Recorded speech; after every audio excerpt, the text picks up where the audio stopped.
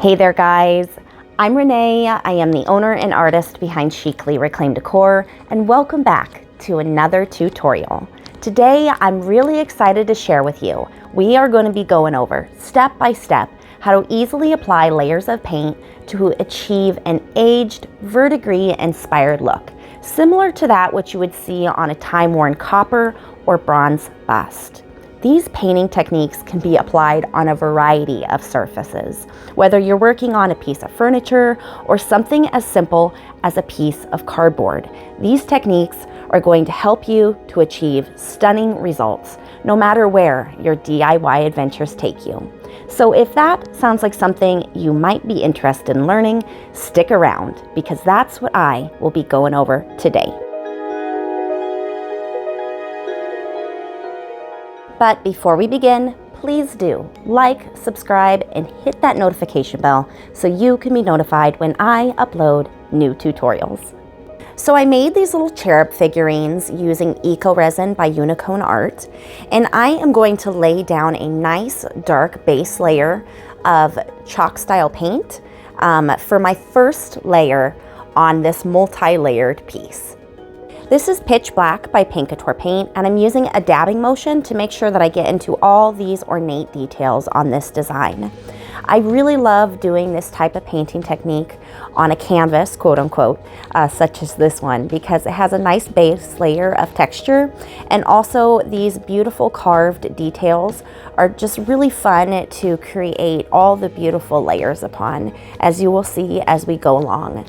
But again, this is a painting technique that can be applied on a variety of mediums and surfaces. So you could definitely branch out, get creative, and apply these techniques to whatever DIY project that you may be currently working on.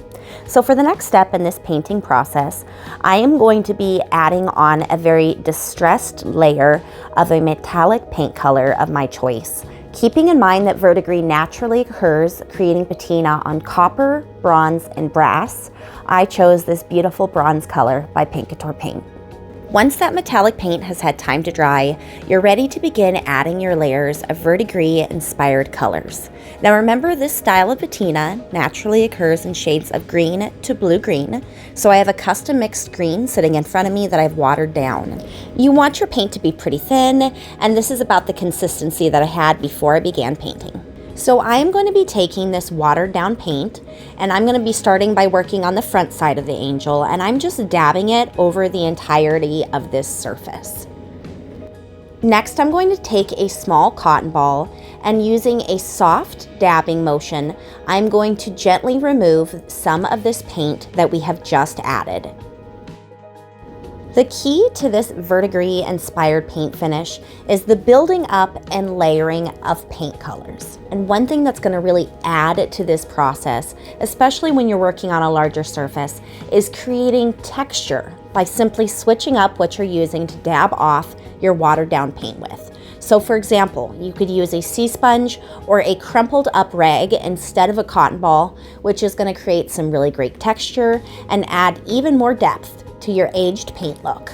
But for this small project, the natural fibers and the size of this cotton ball will do the trick.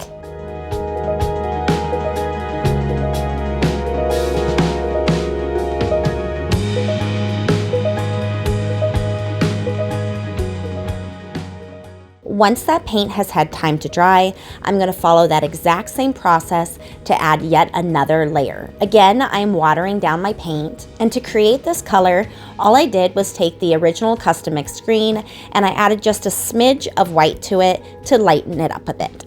And again, I'm going to follow the same process as we did before. I'm going to layer this paint on and then gently go about the process of dabbing it off.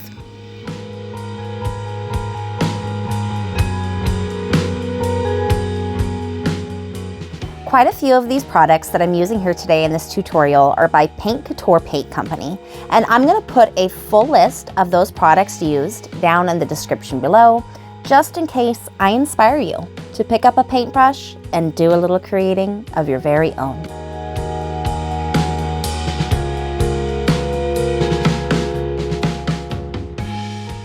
And here's a really fun just side-by-side comparison for you. So this sculpture only has the one layer of green on it. And then this sculpture over here has the 2 different layers of green on it. And then you can see as a side-by-side comparison that adding that second layer just really adds a rich vibrance to that Verdigris inspired paint finish. For the next step, I am again going to be creating a paint wash. I'm going to be using this color. This is called Morning Mist. I like this color because it has kind of a grayish blue undertone to it. And what I've done here is I have dipped my cotton ball into this paint wash, and I am just sporadically dabbing this very gently over the paint that we already have down. And as you can see, I'm not adding this color over the entire surface. I'm just adding it in areas here and there, again, using my own artistic discretion.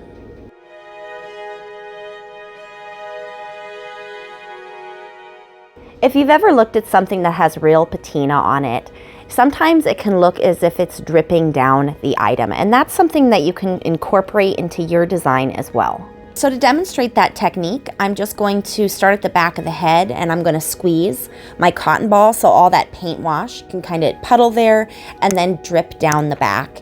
And then you can use your own artistic discretion. If you want a lot of drips, you can leave it as is, or you can come back and tap back those drips to kind of make them blend in a little bit more with your design.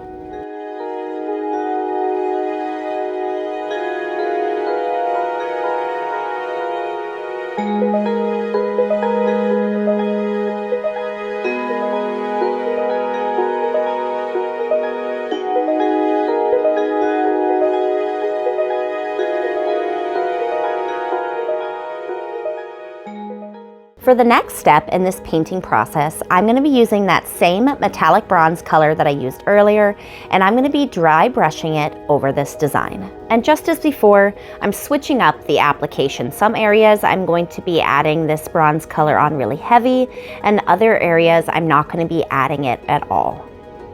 The key to dry brushing is to have a very small amount on your paintbrush. So remember to offload or wipe off the majority of your paint before you begin, and remember to use light brush strokes. Also, using a natural bristle paintbrush will help immensely.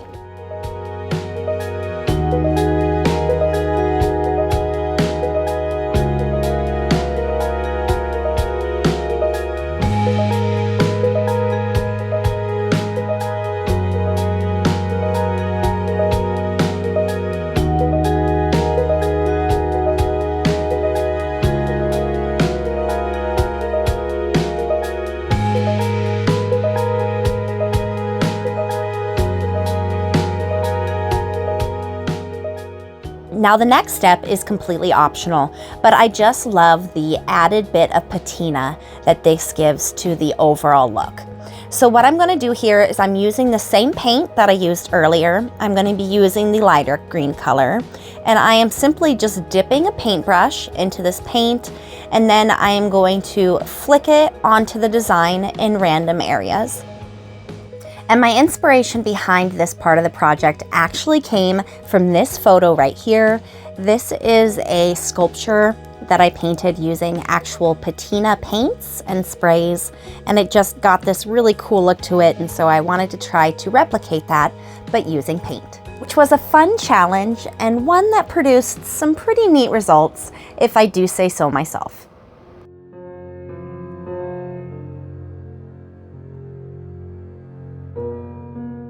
Thanks so much for watching, guys. Again, my name is Renee. I am the owner and artist behind Chicly Reclaimed Decor, and I hope you enjoyed this tutorial where I shared with you how you can layer paint to create this beautiful Verdigris inspired paint finish. If you enjoyed today's tutorial and you're interested in more DIY content, please don't forget to like, subscribe, and hit that notification bell so you can be notified when I upload new tutorials. And I hope I've inspired you to pick up a paintbrush and do a little creating of your very own.